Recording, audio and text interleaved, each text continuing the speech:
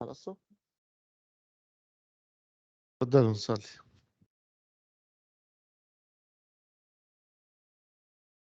In the name of the Father, the Son, the Holy Spirit, one God, amen. We thank you, God, for everything you are doing for us. We thank you, God, that you are loving, looking after us. We ask you, God, to continue to bless us from heaven. Be in the midst of us according to your promise. Whenever 2 or 3 come in my name, there I'll be in the midst. Accept us, your Rabbi, into your kingdom. Accept all of our prayers and supplications.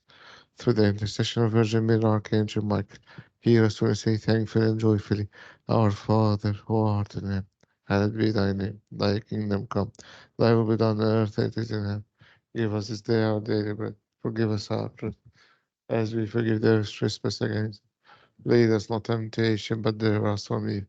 Through Jesus Christ our Lord, for thy is the kingdom, power, the glory.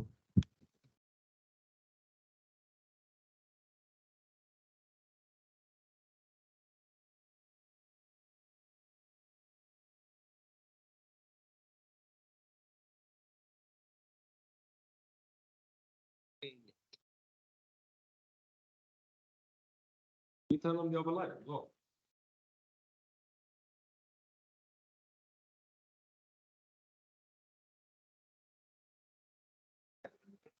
Forget your table now. Oh, yeah. Do you want me to use that laptop? Right, let me look to this. What laptop is it? Laptop.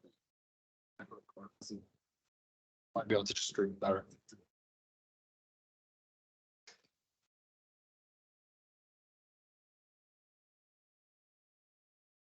So, ladies and gents, for those of you who haven't been with us for the last couple of weeks, the last week, we started a new series. It's called The Professions of Faith. And the idea is, the original name of the topic is called God at Work. So that might give you a little bit of an idea as to what the series is about.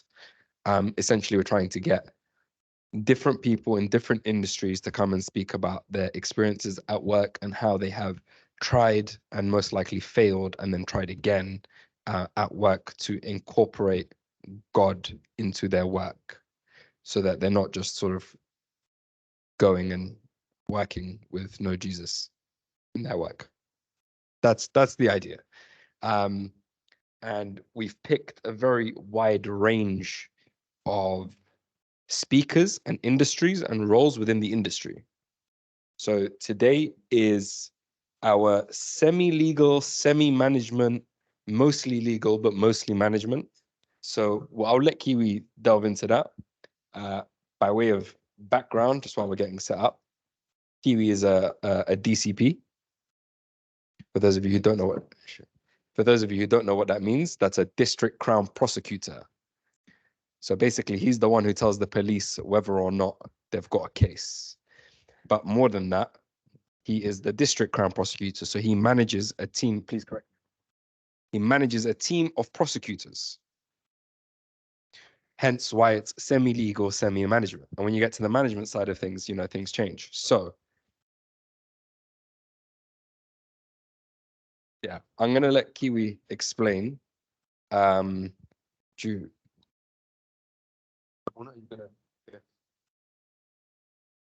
Last week, we started the series with a talk called Divine Activism. The idea being is that we were setting the precedent, i.e. what it was that we should be aiming to do in our day-to-day lives. So we looked at the lives of the saints, the lives of monks, your Saint Athanasius, the people who really sort of set a standard, big boy deacons who have come in and changed the game, like Habib Girgis, always forget his name. St. John Chrysostom, CS. There was a massive group of people that we spoke, and we sort of said this was the bar, this is the goal. And especially as in Coptic Orthodox Church, you know, the saints are very dear to a lot of our hearts, although in our generation that seems to have died down a little, but hopefully not. And hopefully Abuna will get the tech sorted soon.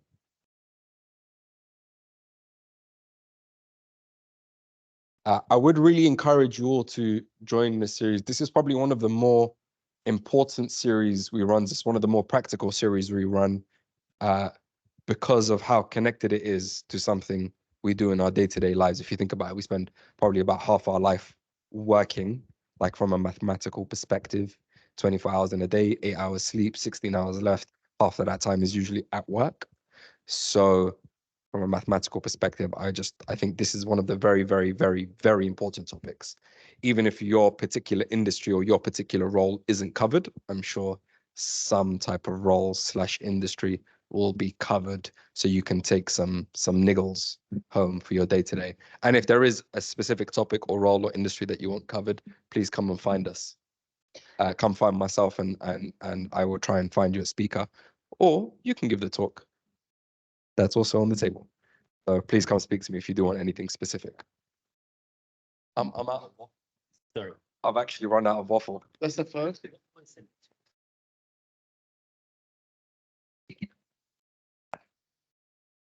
That's the first. I'm out of waffle. That's the first. Um. Tell us. All right. While these lot are going on, no, Abuna, I need you on tech because.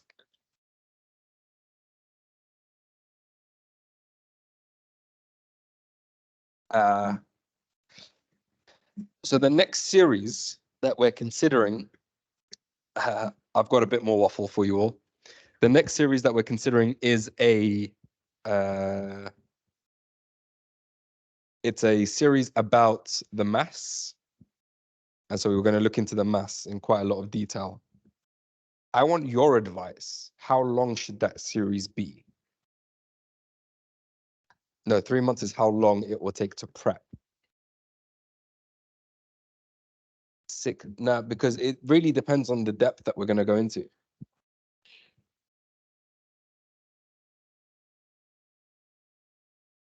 If it went on for 6 weeks, is that a problem? That's a what? A month. So 4 weeks. 4 weeks. So between 4 to 6 weeks, is that acceptable to everyone? 4 weeks. I don't think you can. Not at depth. As in, that's they're taking 3 months to prepare it. This is not for us. Like, bear in mind, this is not for YAM. They're preparing it as something, as a resource for the diocese to have, where this is being put together. Once it's done, any church or any sort of youth meeting across the diocese that wants to use it will have access to it. So we're the guinea pigs, we're the test bunnies. And I'm really happy with that personally. I think that's great because we have done a mass series before, but it was very short. I think it was only 2 or 3 weeks, and we looked at very, very, very specific aspects of it. This is a lot more depth. This is like a catechumen, someone who just walks in the front door, wants to know what's going on a Sunday. This is a to Z. So 4 to 6, even 6 weeks, I don't think we'll cut it. I'll be completely honest with you. But I mean, 6 weeks is the equivalent of what? 6 by 45 minutes. What is that? An hour and a half, 6 hours. Yeah, whatever. It's like 5 to 6 hours worth. You want to cover the depth of quasi 200,000 years worth of information in 6 hours. Circa, not quasi. Nah, but quasi. Quasi. انت ما خلصت لسه. Tech ain't teching. If only we had a priest who was good at tech.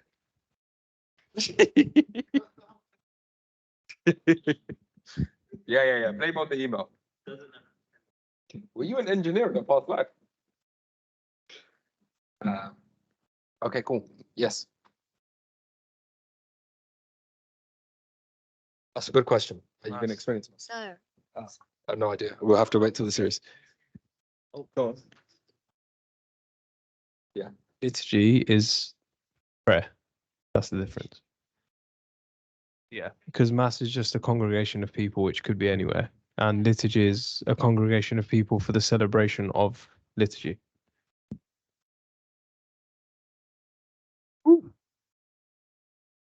I think he is giving one of the talks, actually. Little secret. Let you into a little secret there. Oh, we're good? Yeah. Ah, brilliant. Okay. Well, I'm now out of waffle, and I'm sorry that I've had to waffle so much. We do have a tech team who, yeah. بالكنيسة يا أبونا, I was told you're not allowed to visit the church. طيب, خلاص. Without further ado, Kiwi is probably one of my favorite speakers, so please do give him your undivided attention.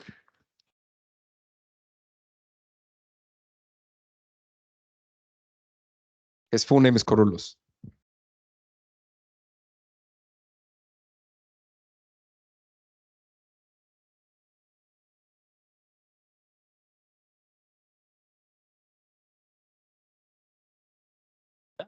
Yeah. Oh. Wow. Speak. Hello. Okay. Yeah. Cool. You guys can hear me? All right.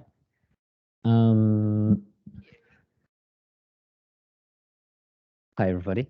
Okay. Sorry, I'm gonna put it a little bit lower. All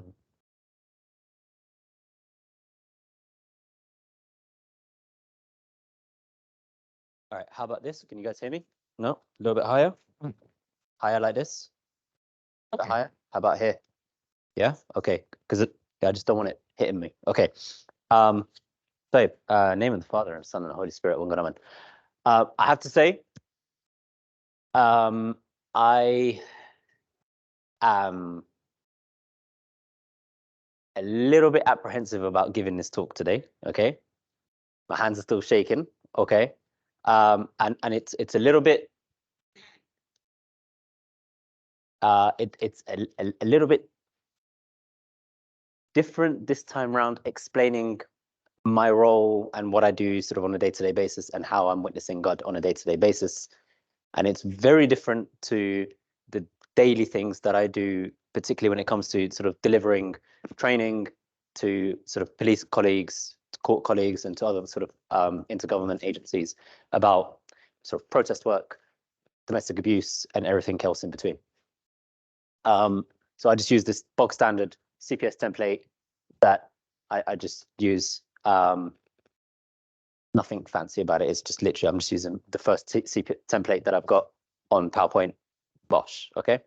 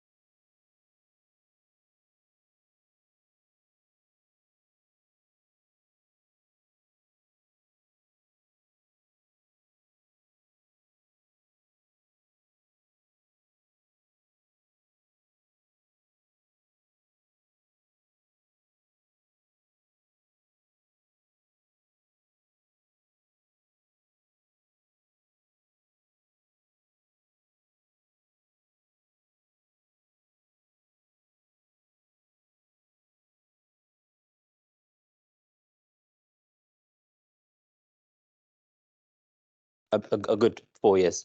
Keep drinking, keep drinking. A good 4 years, okay?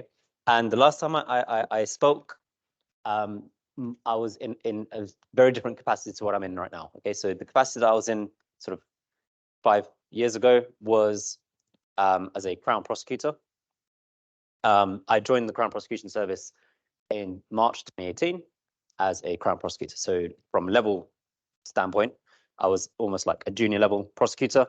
Came in and every day was going to court. I would be dealing with defendants in custody, sort of from the night before. They've committed, I don't know, whatever crazy offense. Usually it's domestic abuse, sadly.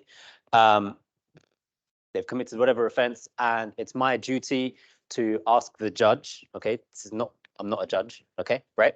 It's my job to ask the judge that this person needs to stay in custody until their trial starts, or I will be asking the judge that he or she should receive a prison sentence for the offense that they committed, okay? So I'm not the judge, right? I would also do trials, so I would present cases, and I'll ask a victim. So, oh, you're a victim of crime. What happened? Can you explain to me on the day where you were walking, what you were doing, and somebody said something to you? What did they say to you? I don't know. They call me a desert rat, and I'm an Arab, and I don't like that, and it really hurt my feelings. It's racially aggravated public order offense. Okay. And then the defense will stand up and they'll cross-examine him and say, you didn't hear desert rat, you probably heard something else. I don't know, any random word, you're making it all up because you have a personal vendetta against people, yada, yada, yada, okay? So my job is to kind of just like prove that this person called a desert rat. You're not desert rat, I promise. None of us are. And then I got a promotion to become a senior Crown prosecutor.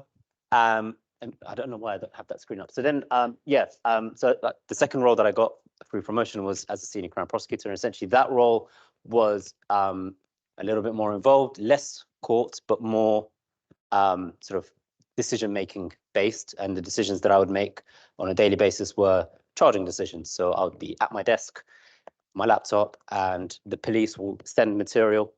And I would look through the material and they'll say, oh, we want to charge this person for a racially aggravated public order offense. A person called Paul was walking in the street and somebody accosted him and called him a desert rat. Okay. And then I'm reading his statement, but the statement from Paul doesn't say anything about how he felt. Okay. So then I'll have to send it back to the police and say it's insufficient evidence for me to prove that Paul was either harassed, alarmed, or felt distress by being called a desert rat. So make sure you put that in your statement. So I send it back to the police. It's a decision for them whether they take a further statement from Paul or they take no further action, and that's the bottom line. Back 4 years ago, 5 years ago, whenever I gave my first sort of talk about this, my guiding light, if I can put it that way, was Proverbs 31.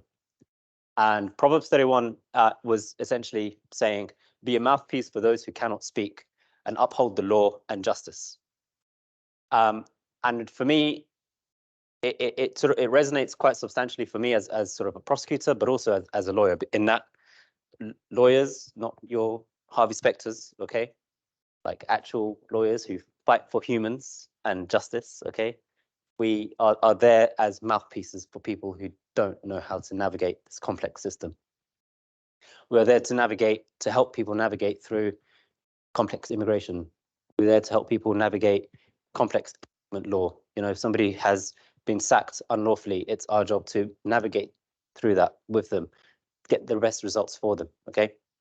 As a defense lawyer previously, before joining the CPS, it was my job to either get the best result possible for my client in terms of sentence and mitigating for him or her, or advise them that they should be pleading not guilty based on the account that they've given me, and getting an acquittal, getting them a not guilty verdict. As a prosecutor, it's being a mouthpiece for victims of crime, for people who are called desert rats, for domestic abuse victims. I'm sorry, I don't know why I'm sticking to that phrase now, but victims of domestic abuse. Essentially being a mouthpiece for the public and saying, this is a criminal offense and it must be prosecuted. There is a public interest in prosecuting it. And so, you almost fight tooth and nail to ensure that you get a conviction by making sure all of the evidence that you have is available. I got a promotion to a district Crown prosecutor, so DCP, and essentially that role is one of a legal manager. The next slide, I'm going to show you sort of a bit of a snapshot from my job description. when I applied for the role, what I do on a day-to-day basis. I got this role in July 2021. Is that right? July 21, babe? It was July 21. Because things have, like, time has just become completely blank to me. Okay. I spent a bit of time for 3 months sort of acting up as a manager. January 21. Yeah, it was July. It was July. Okay, so this is my current role, okay, as a legal manager. I have to ensure casework decisions taken by the team are carried out in accordance with legal guidance and the Code for Crown Prosecutors, to advise on and direct a wide range of criminal casework, and ensuring effective delivery of pre-charge advice and early intervention in large and complex cases, like protests. Taking a lead role and partnering with other criminal justice stakeholders, such as the courts, the police, advocacy groups, and so on, to promote the role and secure the confidence in the CPS. Because remember, we don't work with the police, we don't work for the police, we are wholly independent from them. If a decision is made not to prosecute someone, it's a decision that we make because there is insufficient evidence or it's not in the public interest, and sometimes the police don't like us for doing that. So you can actually end up defending someone. No, not defending someone, but if so, in order for us to make a decision about a particular case, we have to assess first what the evidence is against that person, and if there is enough evidence to meet the criteria for the charge, we then have to decide if it's in the public interest to prosecute that person. Okay, so I'll give you guys an example. A person arrived in the UK in April 21, and they didn't fill out the COVID form. You know, that form that says, tell us where you're going to live for the next 21 days, and we're going to send you some letters and stuff, and make sure you isolate and all this kind of crap. You know, the COVID days when you have to, like, constantly do the tests, okay?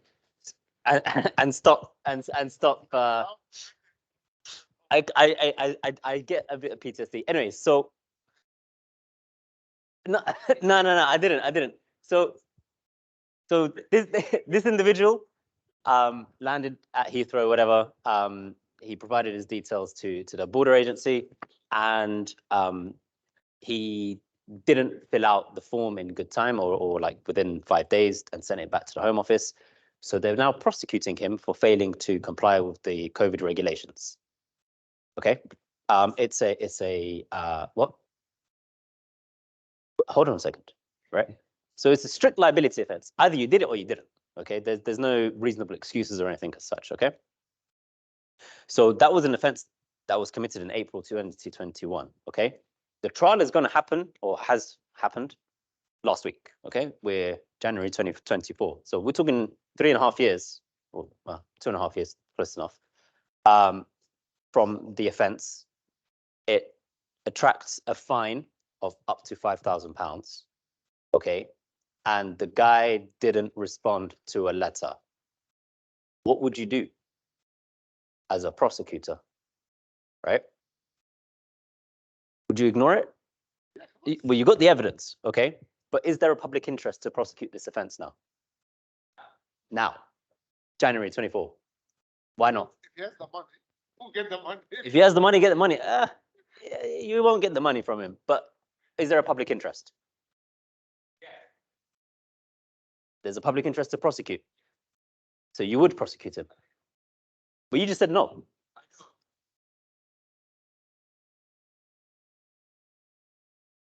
Uh-huh. Uh-huh.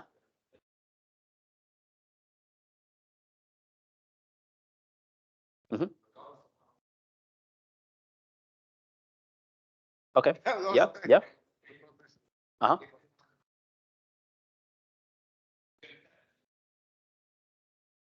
Okay. Interesting. Okay. Cool. What would you do?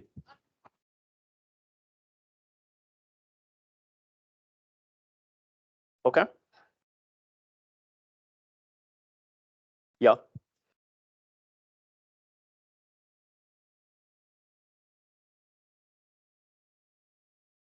Good point. Okay. Any others? Anyone else? What would you do? Anyone else? Exactly. That's another interesting point, right? That legislation doesn't exist anymore, right? So what would you do? So what would you do? Would you carry on with the prosecution, or would you stop it? You throw it away. Say, bro, it's the court. Yeah.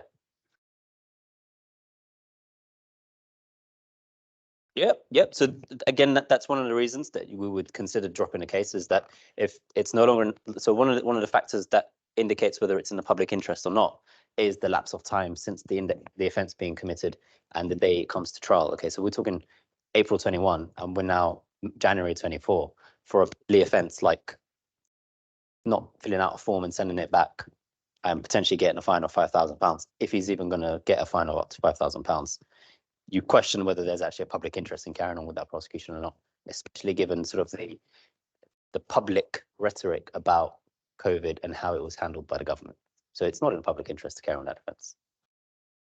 So some of the other things that I would do is I would draft or approve responses to complaints and parliamentary queries. So there have been several occasions where I have personally had to write a letter to Grant Shapps, who was the MP responsible for transport, so Department of Transport, because of protests and the HS2 line and the fun and games that follow on from that. And this is where I'm going to talk a little bit about sort of how my faith sort of comes into play. Actually, before it, there was something that I wanted to share with you guys. Okay, so when I got the role, like I said, like I showed you guys in the previous previous slide, my guiding light was this verse from Proverbs 31. Okay, and I was over the moon when I got the role, but I was completely overwhelmed by the fact that I'm now going to be managing humans, and I managed 14 prosecutors and crown prosecutors and senior crown prosecutors. So a total of them are 14. So I've got a lot of people that I'm having to manage, and I was saying to the delegate, I'm completely out of my depth. I don't know what I'm going to do. So I sat down and I read my Bible, and I came across the Wisdom of Solomon. Okay, and this is from chapter 9. Okay, I'm going to read it. In fact, I do have it here, and I'll read it, and you guys can follow it. And then I'll tell you about how I've dealt with certain scenarios, and I'll throw some scenarios at you. O God of our fathers and the Lord of mercy, who made all things by your word and in your wisdom built a man, that by you he might be the master of what is created. Give me the wisdom that sits by your throne, and do not reject me from among your servants, because I am your servant. A weak man and lasting but a short time, and inferior in the understanding of judgment and laws. For though one is perfect among the sons of men, yet if your wisdom is absent from him, he will be regarded as nothing. You chose me to be the judge over your sons and daughters. With you is wisdom, who knows your works and was present when you made the world, and who understands what is pleasing in your sight and what is upright in your commandments.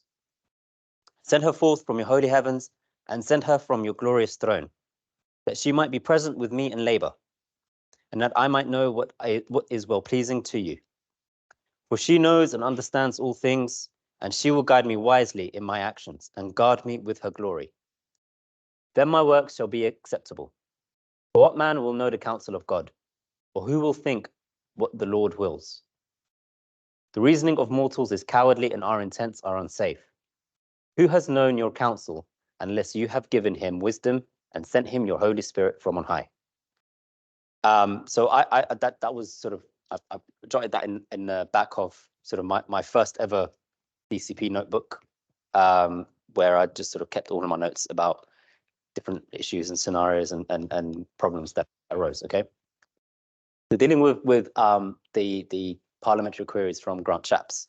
Okay, it's to do with the HS2 line, and we have several humans protesting on a daily basis about the HS2 line. So some of you guys may know, it's this super fast railway station. Hey, bro.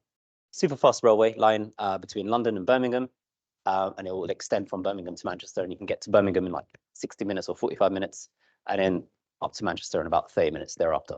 So it's the high-speed railway line that connects London to the north and to the Midlands.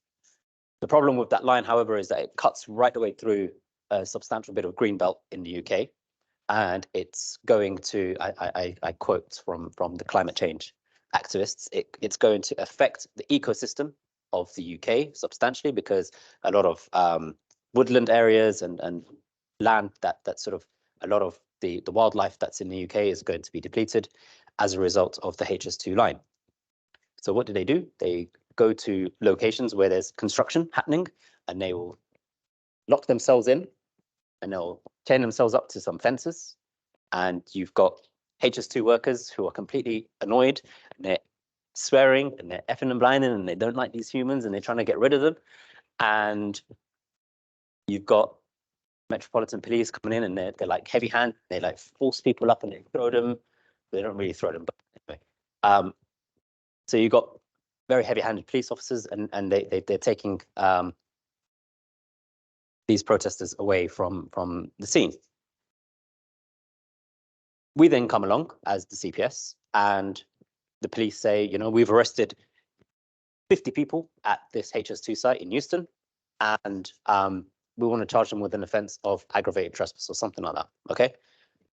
So it will come to us. We will then consider the charges, and we'll see whether there's enough evidence to prosecute all 50 people, and whether it's appropriate to prosecute all 50 people, and is it in the public interest to prosecute all 50 people.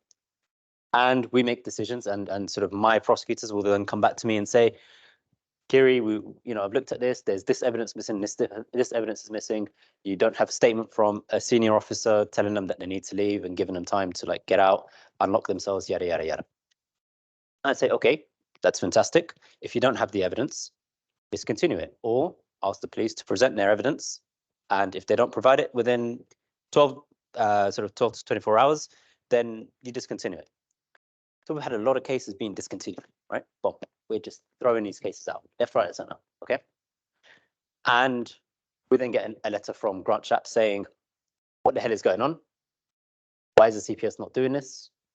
I need an explanation. You guys need to be held accountable for not acting in the public interest by prosecuting these protesters who are sitting on the HS2 line and delaying it and incurring more costs. So how do I respond? Right?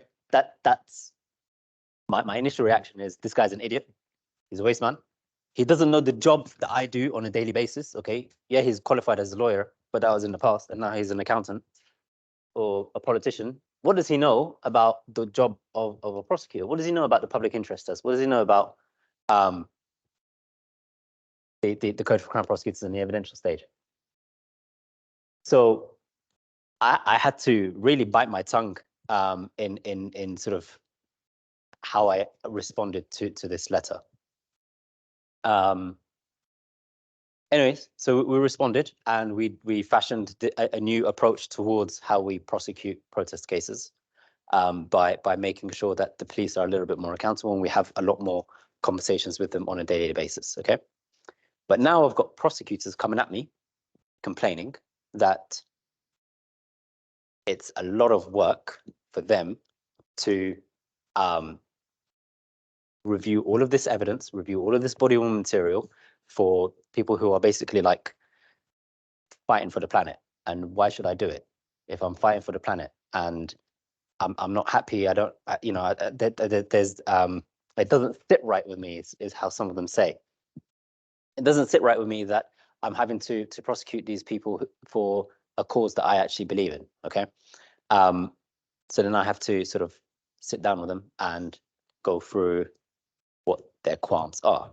Now, as prosecutors, we cannot say that we're going to stop a charge because we are sympathetic towards that person's objective or whatever it is, right?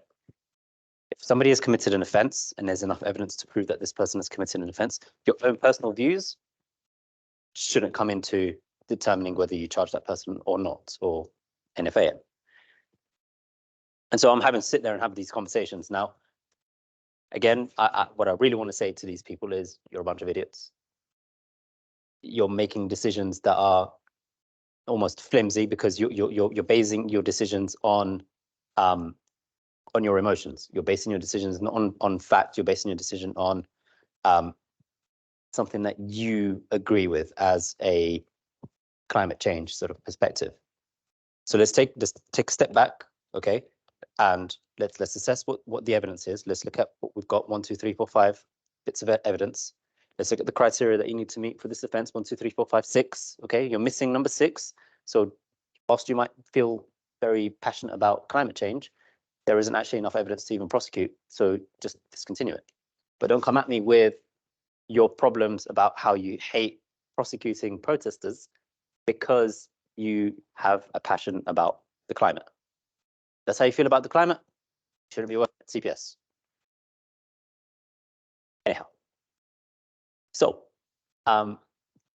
in short, I deal with a lot of complaints from members of the public, victims of crime, from the police, from the courts, from my 14 direct reports, which are now 13, my own line manager, their line manager, and the director for public prosecutions. So I'm in a jam sandwich, and I'm the jam.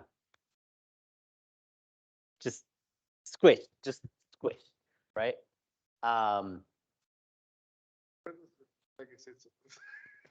Yeah, this is literally just work, not even my own personal life. This is work, not even my own personal life. So I've got a lot of issues that I have to deal with on a daily basis. So here comes sort of the interest bit, and this is where I'm going to sort of like open the floor to you guys about what would you do. They're not criminal scenarios, by the way. Okay, they're not criminal scenarios. I'm just going to put this up because I'm gonna. Okay. So I'm going to go with 3 scenarios. All right.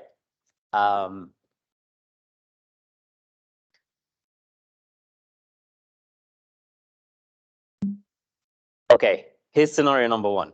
All right. So I had a new starter. Okay, and this person is not young.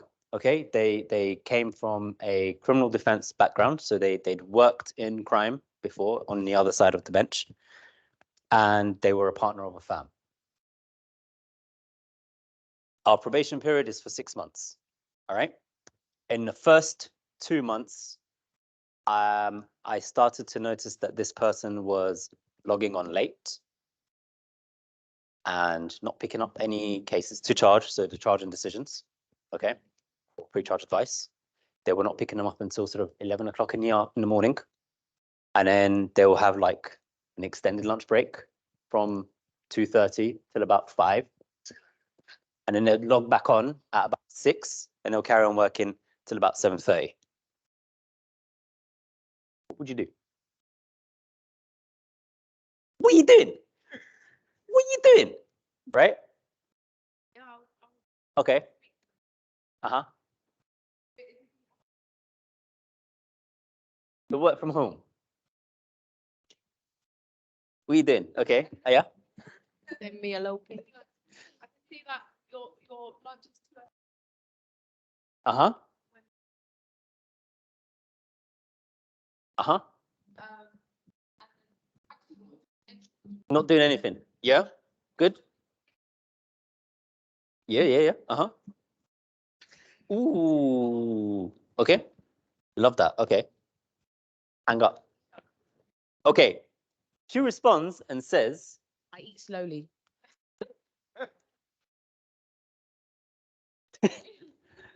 she responds and says, my 11-year-old daughter has been diagnosed with type 1 diabetes. Yes. Okay. So it's the beep beep thing that regulates it for you, yeah? Okay. So my daughter has been diagnosed with type 1 diabetes. Huh? She's at school. Teachers are responsible. I get that. Absolutely. Absolutely. Teachers are responsible, right? I love that. I love that. Teachers are responsible. Okay. Teachers are responsible. She's in school. She's an She's in 11-year-old. school. The teachers are responsible. 11-year-old. Absolutely. The teachers are responsible, yeah? Huh? Come to a compromise. 100%. 100%. 100%. Let's come to a compromise, yeah?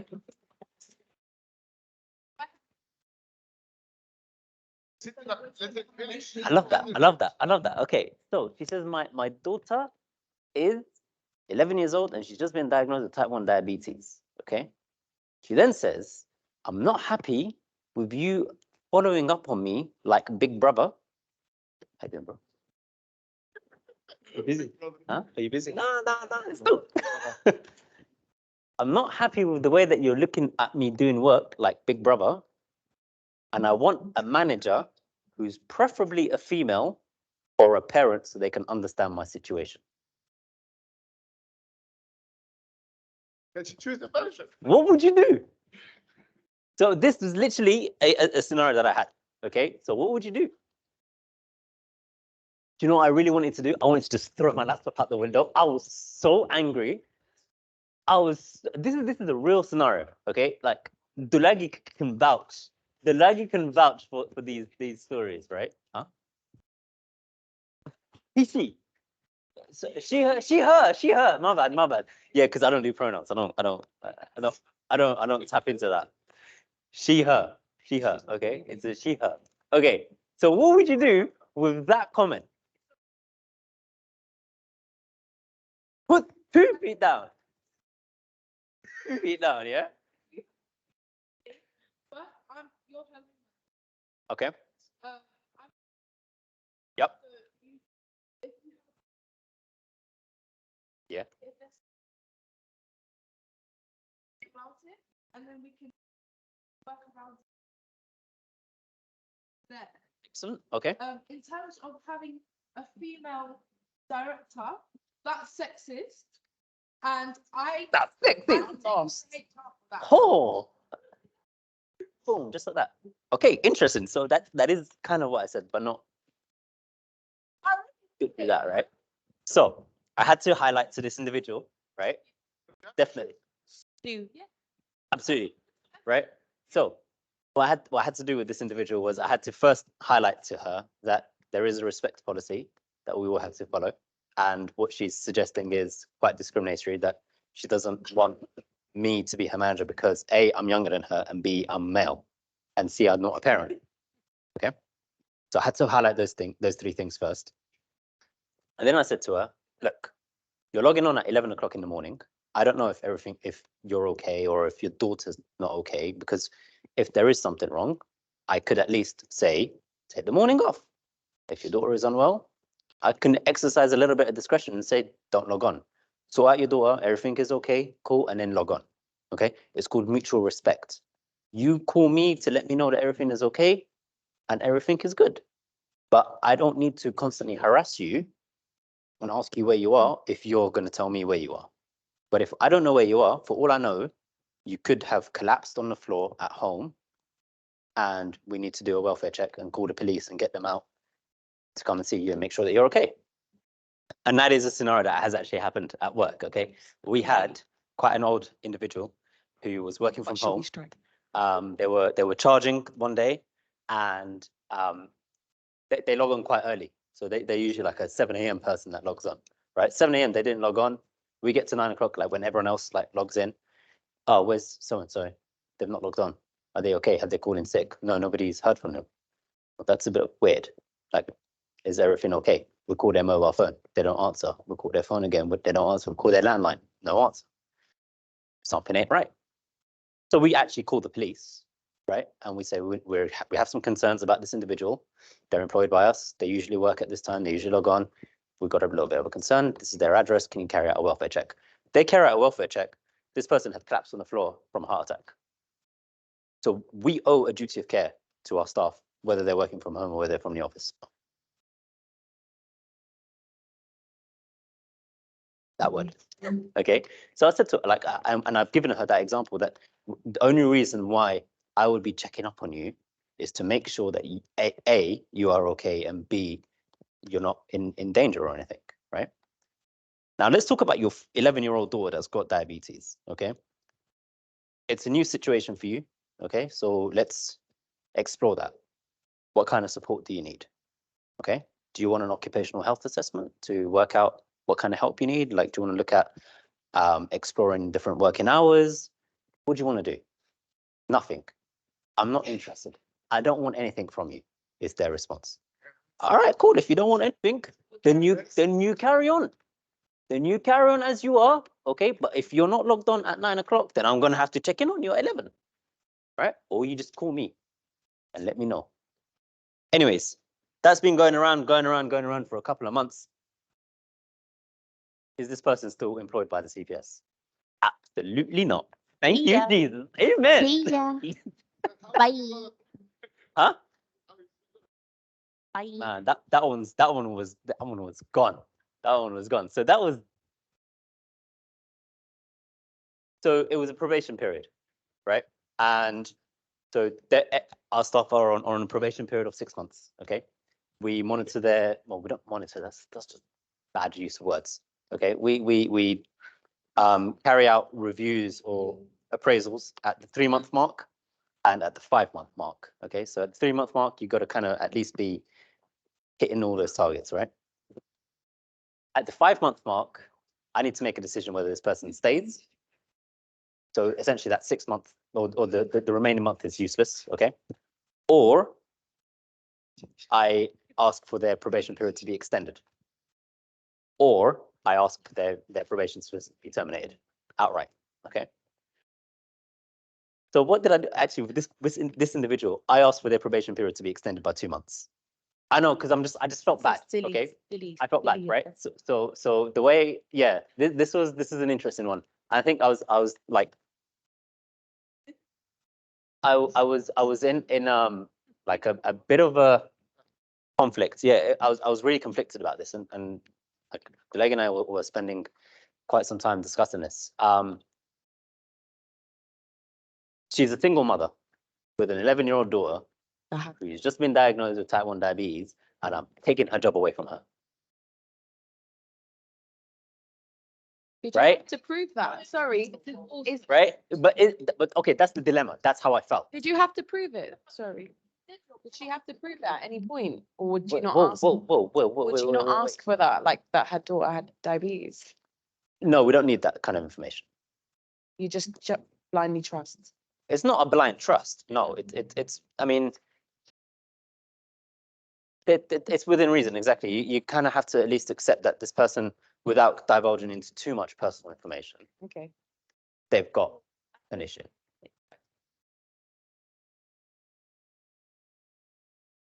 Habibi, Basically, you're always on strike. yeah. When you're not on strike, yeah. Justina, what were you saying?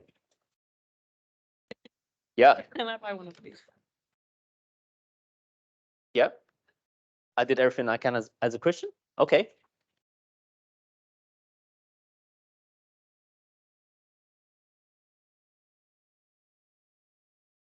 Interesting.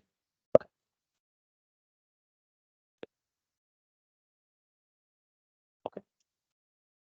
Chose to extend the probation period, or chose to sack her. Both. Chose to extend, right? Because I felt bad for this person. Yeah. Right. Exactly. Gone. You said.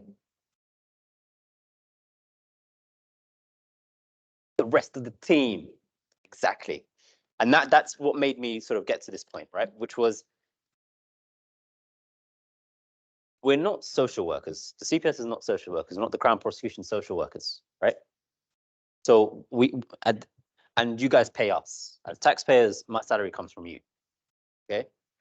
So there's a layer of accountability, right? So I'm not going to have somebody How do I withdraw? mooching off taxpayers' income, okay?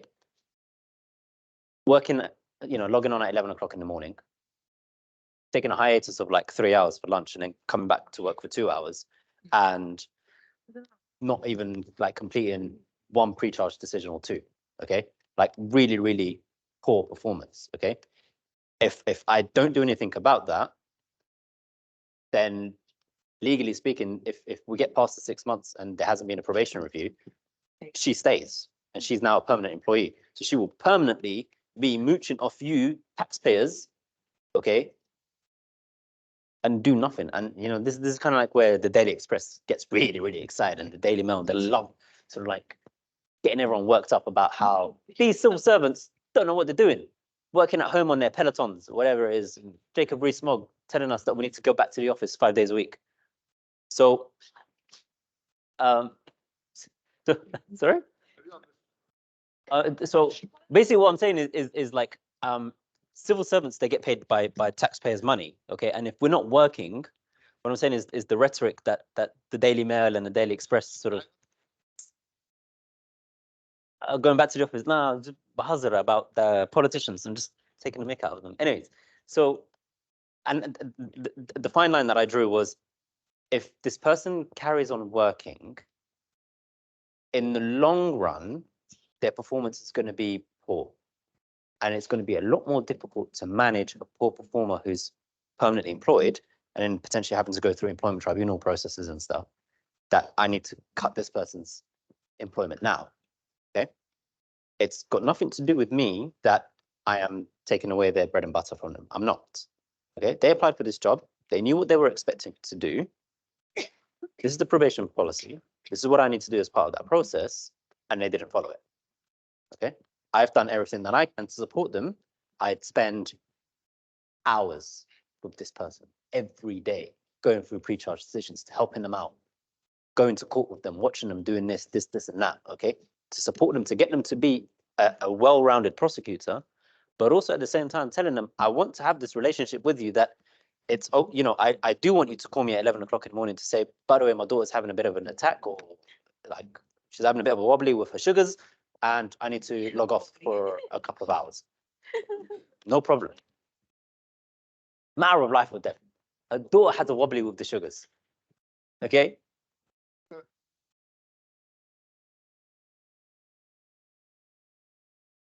I've done the right thing. Absolutely.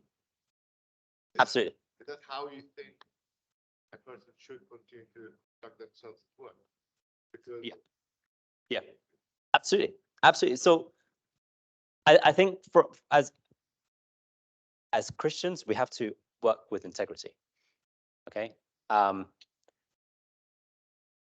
Working with integrity is really important. So it's not just about being a nice person.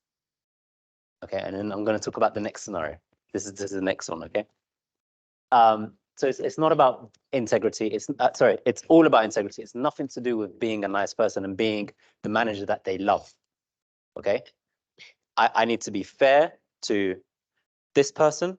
I need to be fair to this person. I need to be fair to this person as my employees, right? I can't be allowing abs to take like 10 weeks off annual leave in a row without any sick notes or anything like that. It just whatever. And then I only allow you to have 2. And just arbitrary numbers, okay? So in comes the second scenario, right? And this is about fairness, okay?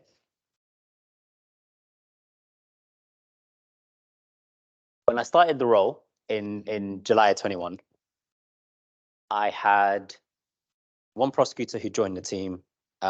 He was moved. Okay, what that basically means is that he was in a different department. Okay, they didn't like him because of his performance, so they moved him into our department. Okay, and it's called what? Yeah, it got lumped with us. Okay, this is July 21. But actually, he'd already been on the team prior to that. It was when I was a CP or an SCP that he joined the team, and everyone was like, "Oh, why is this guy joining us? Blah blah blah. Blah. He's crap. He's crap. He's crap. He's rubbish. He's rubbish. He's rubbish." Anyhow, so he's rubbish. Doesn't do any work. Yada yada yada. And I started to manage this person. Okay, so when I started managing him, I saw firsthand that this person, you know, the pre-charge decisions, okay, he's doing 1 a day. Okay, and bil'afia, he'll do 2. 4. Yeah, right. The average is 4, and this guy is churning out 1, barely 2. Okay, a bit like Missy with the type 1 diabetes daughter. Okay, but this guy was not logging off at silly hours. He would be on at 9 o'clock, and he would be working solidly right the way till 5:30, 6. Okay. Exactly. So what's going on, right? So I'm like, yo, what's going on? Okay. And he's just like, I'm struggling to fit in with the team, first of all. Okay. I feel like I'm an outsider. And the reality of it was, We treated him like an outsider. Everyone treated him like an outsider. So I felt really bad about this, okay? So huh? Yeah, he did. Why don't He we was like making- him? Yeah. As a manager, yeah. But as a why manager, why yeah. do we not like him? We did a couple of things. We did a couple of things. Yeah, go on. Why don't we like him? Why don't we like Because him? he's rubbish? Or is he just weird? We don't like him because he had a problem bully? that made its way to the newspapers. But that's all I could say. Judgment. Love this. I love this. Okay, so literally, yeah. Anyway, so is this recorded, by the way? Excellent. Is it a scandal? This individual didn't kind of sit in. He felt like he wasn't integrating well with the team. So I said to him like, "Yo, what's going on?" Okay, and he was like, "Yeah, I don't feel like I'm part of the team. Everyone's kind of like shunning me to one side. I'm trying to fit." Okay. And I was like, "Okay, but what does that have anything to do with your work? Like, you're kind of working from home. You're logged on your laptop, and you're kind of slow."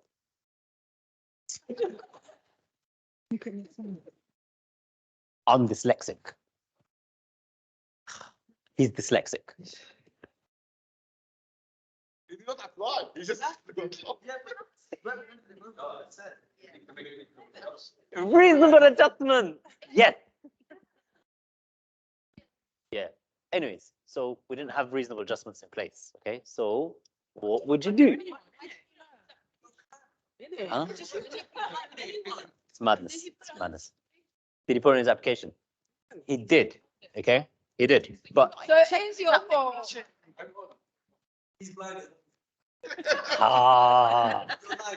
he has the yellow thing for his laptop. The yellow glare thing. Is it? But that's what. Bro, that's fine. No, not the blue light thing. Is it? Anyways, so anyways, right?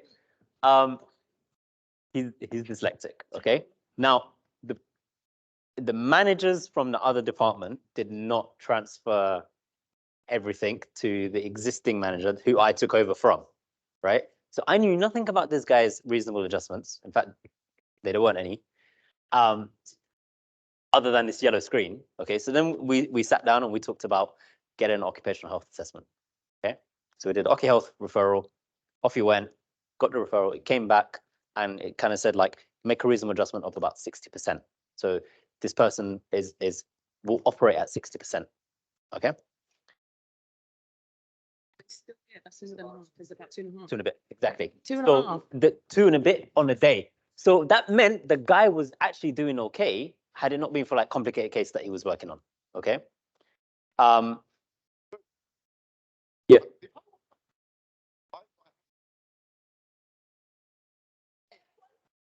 Because of the Our equality. taxpayers' money is paying him. Our taxpayers' money is paying him to work at 60%. Yeah. So because of the Equality Act, Refund. it's a registered disability, and you've got to have reasonable adjustments in place for them. I think that's when we would question whether it's appropriate for this person to continue. Anyways, so we've got the adjustments in place, and this guy is banging out 2 cases a day, and he's now able to sort of like look in at himself and say, okay, I'm now starting to realize when work is getting too much that I need to take a break. He's able to, well, he's integrated substantially in the sense that he's now one of like the better prosecutors on the team. He's always going to court. He's doing a lot of things like helping out everyone on the team, doing some training with everyone. He's not. But then like, so then we have to fast forward a little bit longer now to sort of September this year. And he sends me an email and says, I'm starting to realize that I'm under a lot of pressure at home, okay? And I don't know what to do about it. Okay? What would you do? Work from home. Give him a call, huh? What are your pressures, right? what are your pressures? Leave the house. Talk to me about what's going on. Okay. So he's like, one of my kids is doing really well with football. He's doing academy stuff. Got to take him to Watford on this day and on that day, and then got taekwondo and and all this kind of jazz, right? This is somebody who, oh yeah, by the way, like, because of all the reasonable adjustments that were put in place, he's now doing 3 charging decisions a day rather than 1 or 2. So like he's developed to that point that I can now trust this guy. Okay. So we'll talk about all of his work problems and home problems and what we can do about it. Okay. He asks to work 4 days a week instead of 5.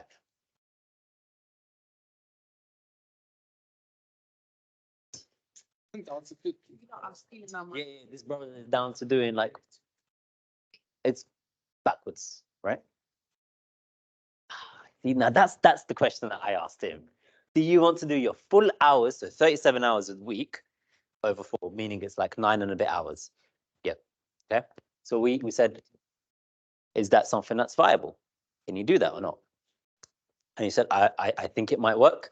Can we give it a try? I say, cool, let's give it a try. We pilot it for 3 months. And he has like a nice solid break on a Wednesday, and does sort of your however many hours. Takes a day off on a Wednesday now, but he does.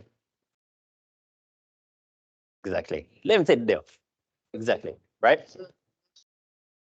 Monday, Tuesday, he does 9 hours on Monday, 9 hours on Tuesday. Day off on Wednesday, 9 hours on Thursday, 9 hours on Friday. It's a great working pattern, and it's working for him, and he's like performing really well. He's on top of his tasks. He's you know, he's doing well. He's constantly going to court. And he's still delivering 3 a day, which is not bad considering that you're meant to do 4 and you got that reasonable adjustment of 60%, right? But before it all began, like before all these problems began, when this guy came to me, or when I came to him with, bro, why are you not doing any of this work? Like you're doing 1 case a day, okay? I just wanted to be a nice guy. So I really wanted to just be like this guy who's like a lovable manager and all this kind of crap, right? Stuff, sorry. But I quickly learned that making inappropriate decisions that are not like supported by policy could put you in a very, very, very bad situation, okay? Because if I let this individual slide by only doing 1 case a day and not deal with it, and I've got another person who's delivering 4 decisions in a day, and I'm not doing anything about this person, is there any integrity in the way I'm treating abs for doing 4 decisions a day and I'm cracking the whip? And is there any integrity in me not calling Paul out and saying to him, yo, there's a rat. Why are you only doing 1 case a day? Right? If I'm just like, Ghalban, his eyes are messed up, dyslexic, there has to be integrity. There has to be fairness in the way we treat all members of staff. And like, if there isn't a reasonable adjustment in place,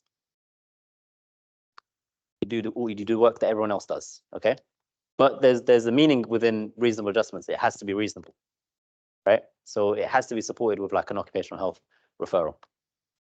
My last scenario, okay, and I'll ask you guys, what would you do? You're out with your partner, okay? So you're on a date with your partner, and it's sort of 8 o'clock in the evening, okay? You're having dinner together, and you get a phone call on your phone from one of your direct reports' friends. So one of the people that you manage, their friends call you. One of their friends calls you, okay? I don't answer the phone, okay? So I don't answer the phone. Nah. This is real, okay? Wait. I get a phone call from this friend, okay? I don't answer it, okay? We're having a date, having dinner, and I'm getting this phone call, okay? I don't answer it. I then get a text message and it says, "Hi, Kiri, so-and-so's friend. Can you call me urgently?" And I'm like, I'm on a date with my wife, not gonna deal with anything, okay? That's the difference between CPS and a priest. What you want to come? It rings again. It rings again, right? You know the story. You know exactly where this is going, right? It rings again. So I say, okay, it must be urgent. Like there's got to be something crazy that's happening, okay? So then I answer it, and I'm like, "Babe, I'm really sorry. Let me take this call." So I take the call, and then they're like, "Hi, Kiri, I'm really sorry." And I actually knew who this person was because she used to be a legal advisor in one of the courts. "And I'm really sorry. There's been a bit of a problem with such and such. Her husband hasn't answered any phone calls, and like we don't know what's going on because he didn't go and pick up their daughter because the school phoned up and they're like, 'Where's your husband?' Yada yada." And I'm like, "Okay." And then while she's on the phone, she's like, "I think I have to go. The police are at the front door." And I'm like, "Okay."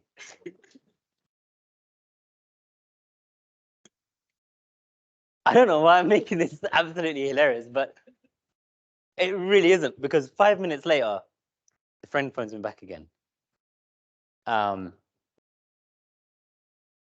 died.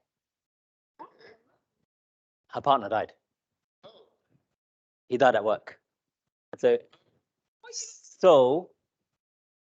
no. Her husband doesn't work for the CPS, right? Yeah, right. He died. Her husband. So she works for us, and her husband died.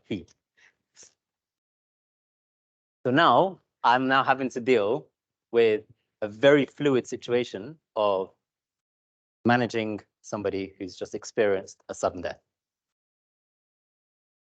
What do you do? There's a bereavement policy. Absolutely. Huh? It's 5 days leave. 5 days leave. Okay. So that's compassionate leave. Okay. 5 days leave. All right. And I know it's 5 days leave. It's 5 days paid leave. Okay. And that's in my mind. But what do you do? Love that. Deal with it later.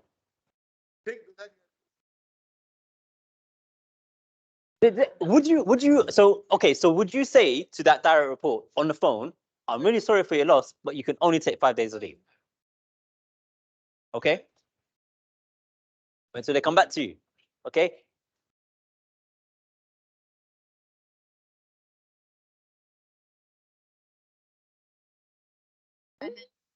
A casserole. Girl, we don't have HR. Oh, we do, but they rely on us to do all the work. Wait, Joyce, Send them a casserole dish.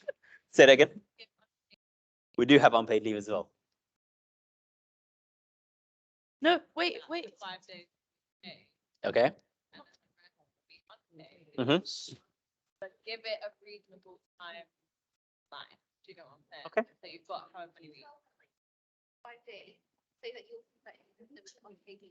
And then after like at the like 5th day, being paid, like have more passionately, but it will have to be unpaid. Okay. Give it like Okay. Interesting. There was some more. Go on, Mina. Okay. They don't. Yeah. Yeah. So this they don't. They don't. Okay, so I'll fast forward really quickly because the food. Okay, I'll fast forward very quickly. This person took 6 months off leave. Okay, they came back. Hold on one second. They came back. Okay, and then they were on a phased return for 6 months. So they'd taken 6 months off. They're on a phased return for 6 months. It's like, yeah, so it's broken up. Okay, and then it's supplemented with sick pay. Okay, so this person returned on a phased return, and they're now back at work and they're actually performing their full functions. Okay, but in that instant, okay, what I said to this individual was, forget about work. Don't even worry about it. All your cases are going to be reallocated to everyone. I'll mention it to the team tomorrow that you've had some bad news. I actually asked her, do you want me to share that you've had some bad news? That she's like, yes, absolutely fine. So just don't worry about work. Like, work is a low priority right now for you. Focus on yourself, focus on your daughter, and we'll talk at the end of the week. Okay. And I said to her, by the way, at the end of the week, if you want to take the following week off as sickness leave, because you can self-certify, do it. Okay. Automatically 2 weeks off. Done. Just like that. Okay. Anyway, so this person took those 2 weeks off. Towards the end of the second week, she went to a GP and the GP signed her off for 3 months. 3 months, bereavement. Yeah.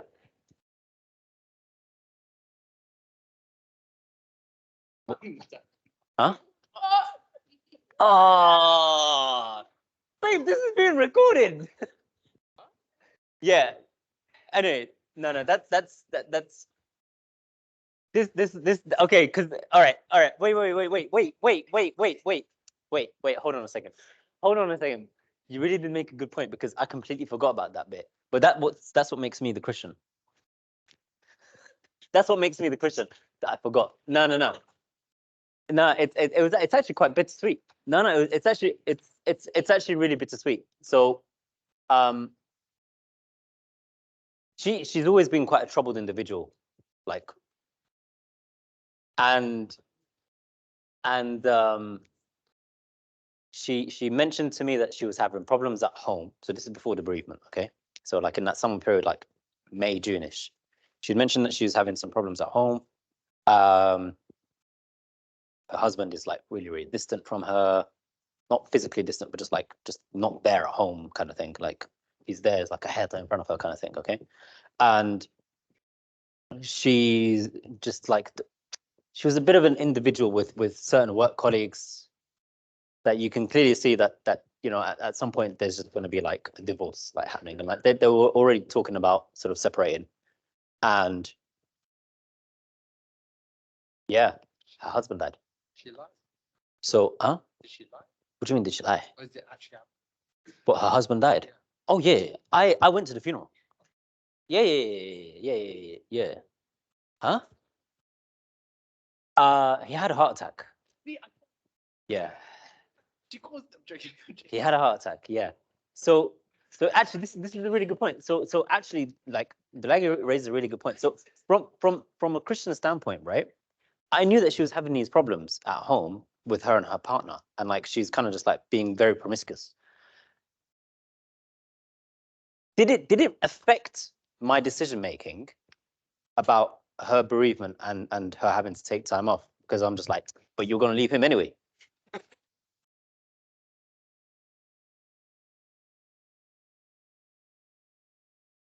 Absolutely, yeah. The guilt that she experienced was 10 times worse because, like, yeah. So anyways, huh? So who am I to judge her? Exactly that. Yeah, right. So who am I to judge her? So actually, those are the 3 scenarios about those 3 individuals. Obviously, 2 of them are still with me: the dyslexic one and the one whose husband passed away. And I absolutely love them to pieces. But I'm not going to be their manager anytime soon because I'm leaving. Huh? They don't know yet. They don't know yet. I'm moving to a different team that deals with more complicated work. New team at the CPS. Yeah, new team. So I'm just gonna like leave this verse or this little prayer up for anyone who is in, come on now, the DPP. So for anyone who is in the management role, with like multiple individuals and having to deal with complaining people on a daily basis.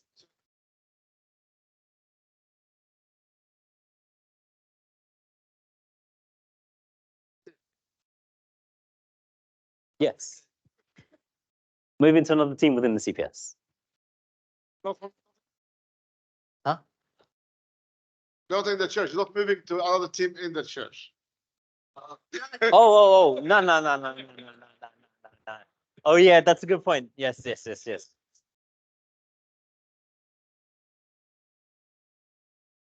But anyways, so this verse, and I'll share it with you guys sort of electronically. It really helped me a lot with sort of how I've become as a manager now. Okay, so from being a manager starting off 3 years ago to where I am today, having sort of this in the back of my book and in the back of all of my books that I use has really helped me a lot to really be sort of a much more wiser manager.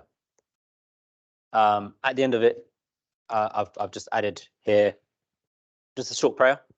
So after sort of reading Wisdom of Solomon, I usually say, God, guide me, protect me, fill me with your wisdom, and let my judgment be fair. Glory be to God for a moment.